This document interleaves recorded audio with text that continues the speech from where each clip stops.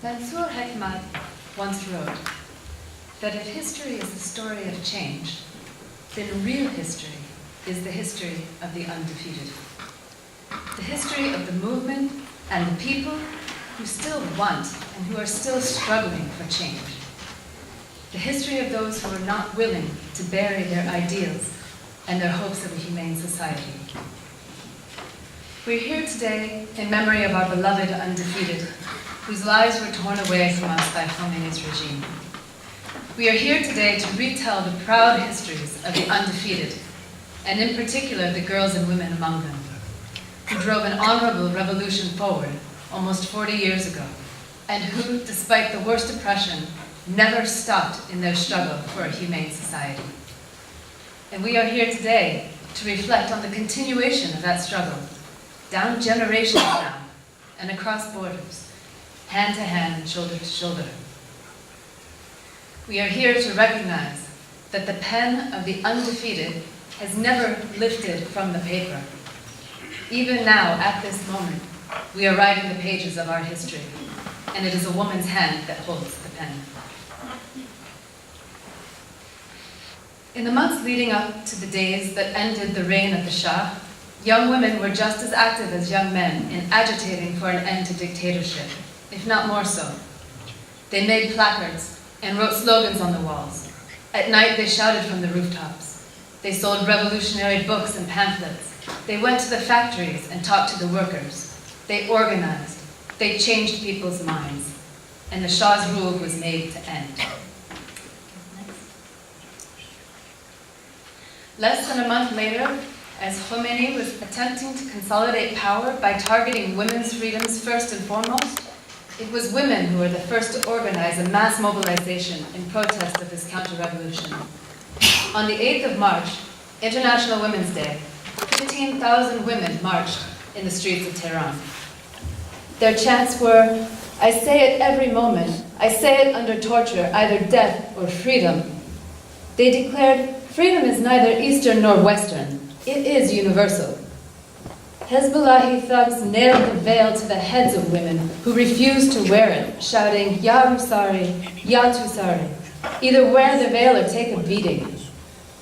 But despite being attacked by thugs armed with knives, acid, bats, chains, and firearms, for 5 days women marched in the streets and shouted, "Without and with hijab, we fought against Shah. Without and with hijab, we will guard freedom. We did not have a revolution to go back." In 1979, these women engraved real history into the record. They demanded equal pay, the right of employment for women, freedom of speech, association, organization. They made a promise. "We will continue our struggle until the complete emancipation of women. Without freedom for women, no real revolution can exist." Iranian women were joined in Tehran that week by women from all over the world who had come to march in solidarity with them. American feminist Kate Millett was there, carrying solidarity statements from giants like Gloria Steinem, Angela Davis, and Robin Morgan. Palestinian, German, Scandinavian, and French feminists also joined their Iranian sisters in Tehran. There were protests in cities worldwide in solidarity with the March 8, 1979 demonstrations in Iran. Why?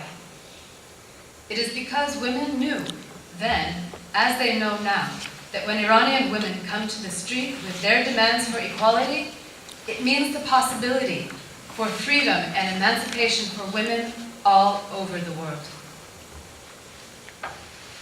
In the months following the March 8th demonstrations, when Islamic rule had not yet fully gained its chokehold, political parties were growing and publishing their papers, workers' councils were established, and the wave of protests against Islamic rule continued to escalate. Independent women's organizations were formed, and women Peshmerga brought their force into the fight against the regime. Then, on June 20th, 1981, a counter-revolutionary offensive took place.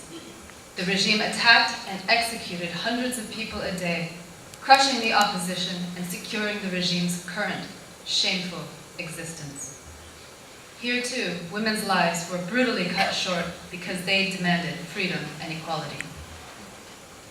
It is said that repressive forces streamed into the streets and arrested anyone who did not look like Muslims.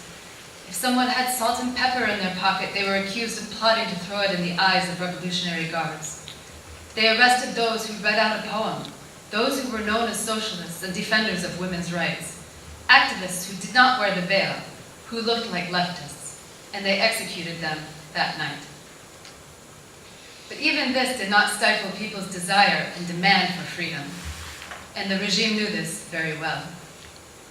And so in 1988, Khomeini and his criminal co-conspirators implemented their genocidal plan to eliminate any remaining opposition to their rule. The massacre of political prisoners, this inexorable tortures, rapes, and executions of tens of thousands of beloved sons and daughters. These constituted vicious crimes against humanity that will one day see justice. Out of this unspeakable anguish grew yet another movement, led once again by women. The mothers of Havaran, the mourning mothers of Karbalale, mothers against execution.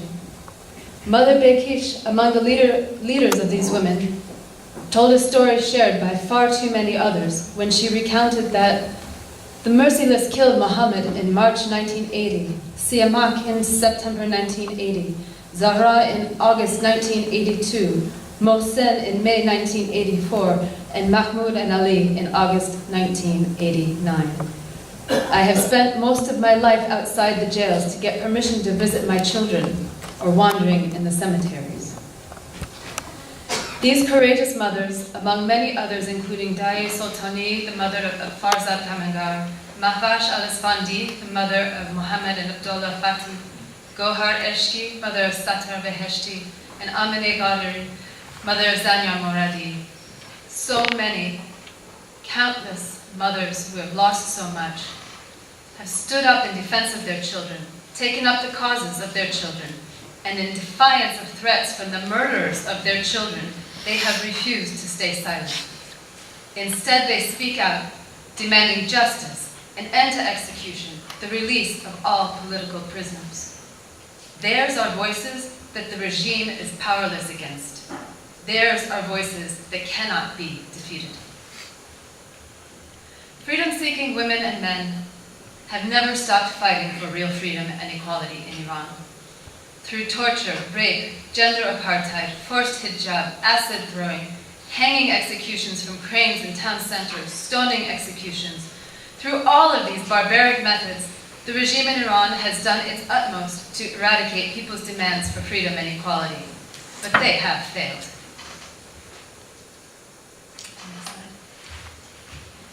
And this is why women played a distinguished role on the front lines of the 2009 protests. Women came to the streets in numbers and they fought against Basiji side by side with men.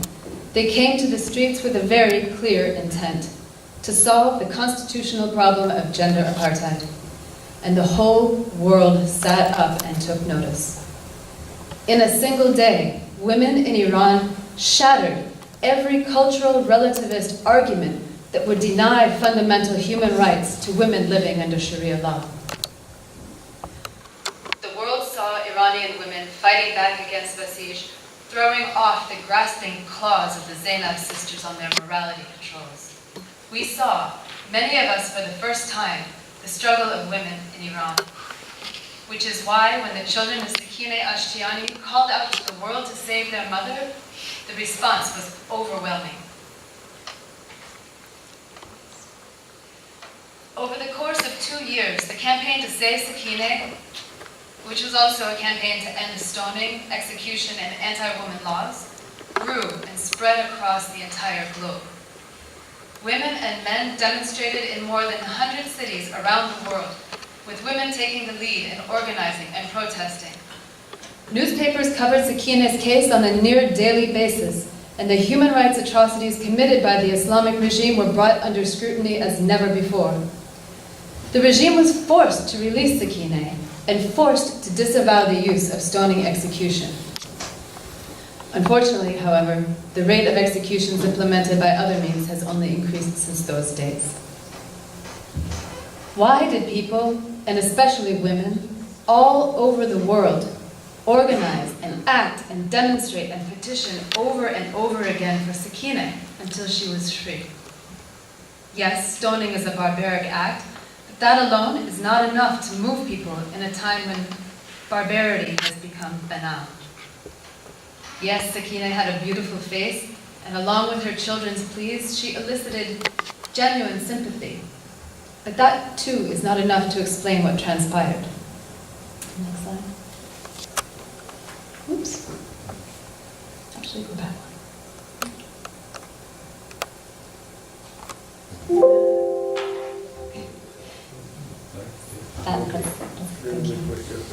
The reason that people all over the world gathered and agitated and petitioned and protested for Sakineh is because we could all see some aspect of her life in our own. Nowhere have women gained equality and freedom for themselves. In every country, women are made to feel subject to the control and abuse of men, whether it is codified into law or maintained by culture, as in the rape culture that has been unveiled here in America through the Me Too movement, and more recently, the overwhelming waves of testimony about why I didn't report.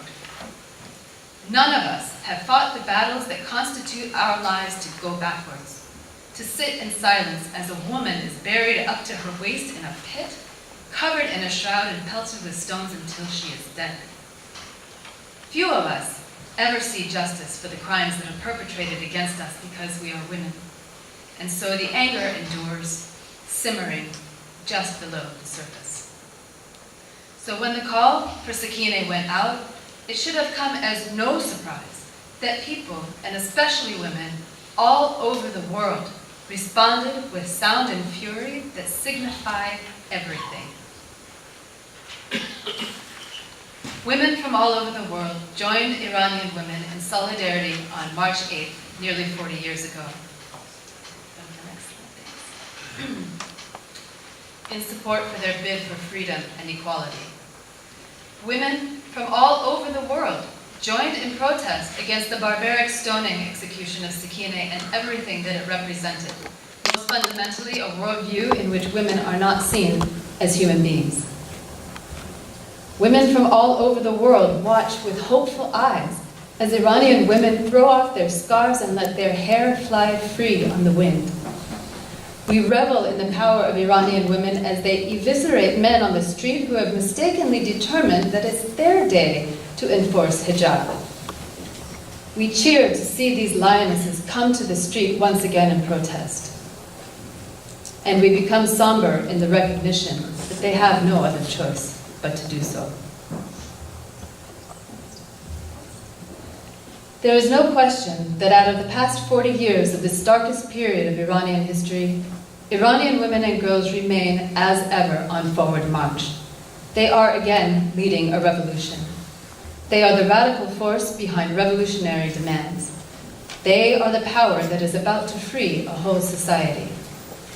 And the destiny of all women is bound up with theirs. They are the undefeated. Thank you.